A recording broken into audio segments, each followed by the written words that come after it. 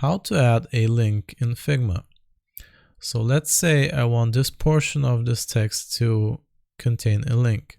So I just go into the text box and I'm gonna select this part of the text which says YouTube, and I'm gonna go up here to this chain link icon, which is gonna be our create link button. I can click on this or type Ctrl K on my keyboard. And now I can type in here manually the URL of where I want to be taken when I click on this, or I can just paste it in here. As you can see, that's gonna be a YouTube link.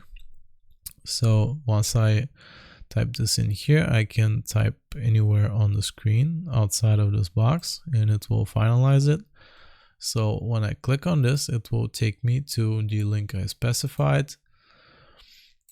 And something else you can do, you can go to your pages and you can link that to a specific page. You just right click on the page here and you press copy link to page. Now you can insert it the same way like you did with the video.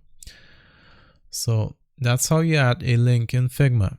I hope this was useful. Remember to like and sub, and I'll see you next time.